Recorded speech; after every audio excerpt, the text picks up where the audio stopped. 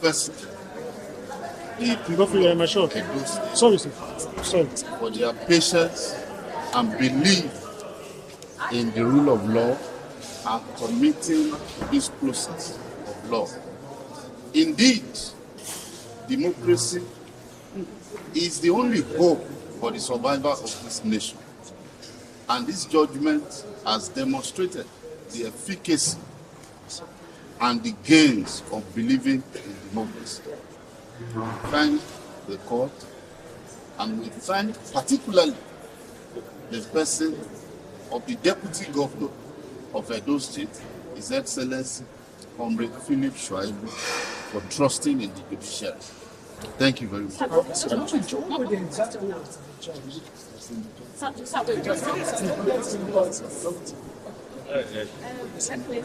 do you react to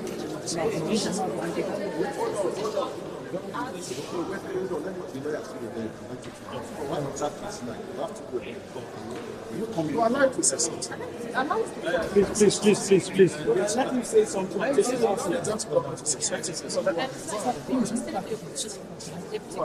you react? And they can't make any consequential order as to the benefits of the deputy governor. Why this is different? Please, just so that is in my short, please. I think that's will have been from a lawyer to talk about the case. For me, I want to thank the judiciary. I want to thank Justice Obaseki for his courage, and he has restored confidence. Truly, the judiciary is the last hope of the common man.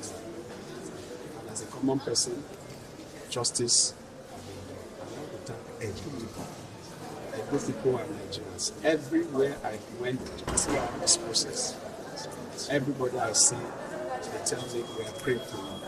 I want to tell the good people and Nigerians that have been praying for me, that God has answered my prayer. So I dedicate this to God and this court. This justice and this judgment today, as we have found the foundation of democracy in Nigeria. And it has also sent a message to our democratic forces that they are telling us democracy must come in Nigeria. Democracy is to the good people, I will continue to serve you. Everything I have, we will do support together. Thank you, and I thank God for this. Thank you. Thank you. Thank you, counsel. The earlier judgment, what's your reaction? Yes. First and foremost, we want to thank God Almighty for the way and manner the matter is handled expeditiously, because the case was filed by making someone ordinarily.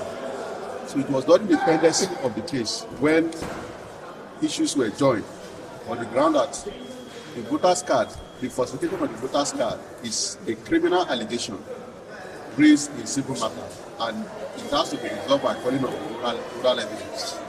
So the court now ordered the parties to file pleadings. It was for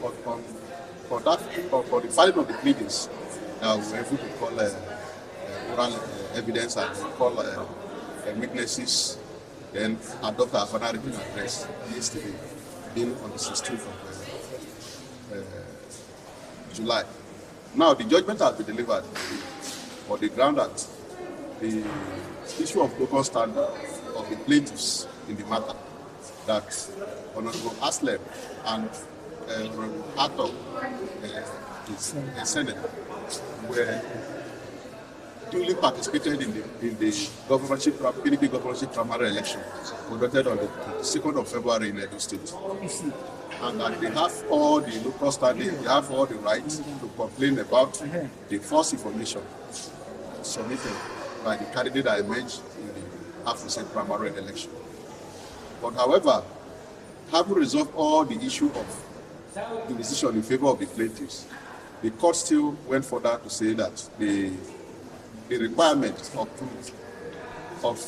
challenge the nomination of the candidate, the governorship candidate, the voters card is not among one of the enumerated requirements, even if forged under the 1999 Constitution. And this court, this judgment today, is really a monumental development of our jurisprudence of re-election matter when it has to do with falsification of credentials submitted to INEC. As far as we are concerned, the work of the Court of Appeal and the Supreme Court are less cumbersome. It is just for them to interpret whether the voter's card is a disqualifying factor in contesting the office of governor of a state or not. And once that is resolved, we are very optimistic that the PDP governorship candidate will be disqualified from the election.